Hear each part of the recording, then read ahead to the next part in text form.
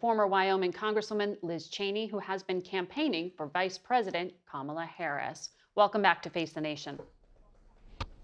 Thank you. Great to be with you, Margaret.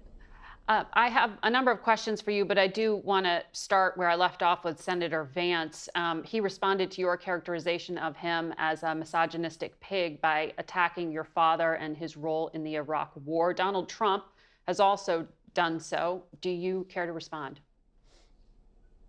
Look, I think that they are doing everything they can to try to distract from the fact that the people who know Donald Trump best, including retired four-star Marine General John Kelly, who is a Gold Star father, have come out and said very clearly and very directly to the American people that Donald Trump is not fit, that Donald Trump himself, standing near the graves of our fallen service members, says things like they're suckers and losers. We all watched on January 6th when Donald Trump sat in the dining room next to the Oval Office for hours, and watched people with his flags and his name, a mob he had sent to the Capitol. He watched them brutally beat police officers and invade our Capitol. His own vice president's not voting for him. His chiefs of staff aren't voting for him. Secretaries of Defense, National Security Advisor. So, you know, this is completely unprecedented. I don't think, certainly in my lifetime, probably in American history, have you had a situation where so many top officials of the former president are saying they won't vote for him. Yeah. And I think, you know, we're going to hear continued assaults and rhetoric from Donald Trump and J.D. Vance to try to cover that up. But at the end of the day, it's desperation. The American people are much smarter than that, and they see through it, I'm confident. Given how outspoken you have been, are you concerned about your personal security if Donald Trump wins this election, as he well may do? Look, first of all, I am very confident that Vice President Harris is going to win this election. It's what we're seeing all across the country, the kind of absolutely unprecedented coalition that's coming together to support her. You know, we're all going to run through the tape, and nobody is overconfident here, but I do believe she's going to be the next president of the United States. And I think that Donald Trump has ushered violence into our politics in a way that we haven't seen before. Any violence is unacceptable. Certainly the assassination attempt on the former president was completely unacceptable, and obviously should never have happened. But when you have a situation where, you know, Donald Trump suggests that people who disagree with him ought to be put before military tribunals, that the former chairman of the Joint Chiefs of Staff should be hanged for treason, and his running mate, you know, doubles down on it, you know, I think that tells you that you're dealing with a man who doesn't have any conscience, and the people who worked most closely with him know that. And so I'm confident that he's going to be defeated next week.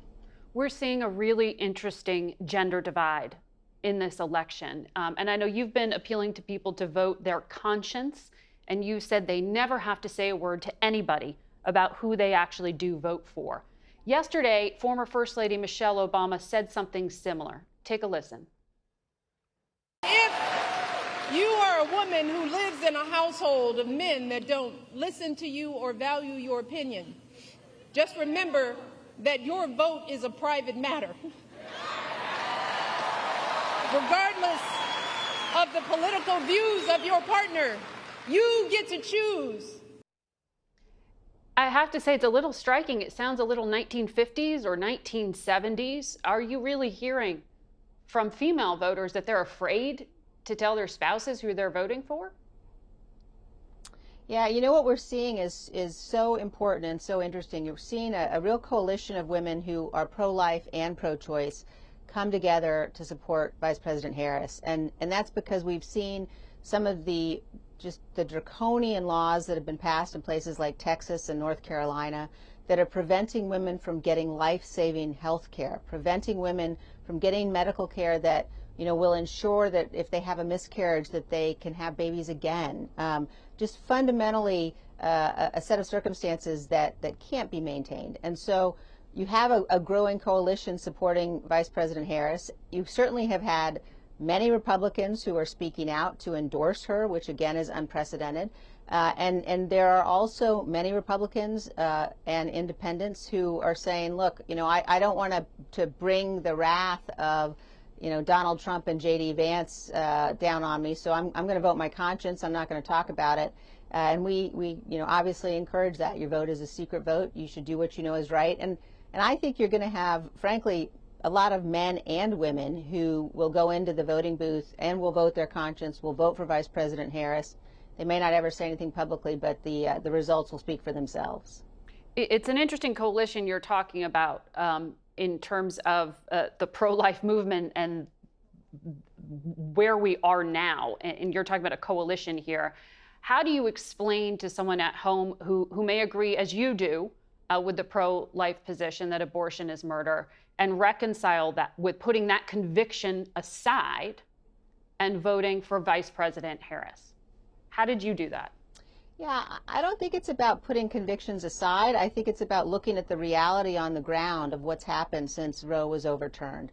And again, when you have a place like Texas where women need life-saving care, perhaps it's a woman who's had a miscarriage and she may be bleeding out and she cannot get a DNC. She can't get the care that she needs because there's concern that maybe that care has been criminalized.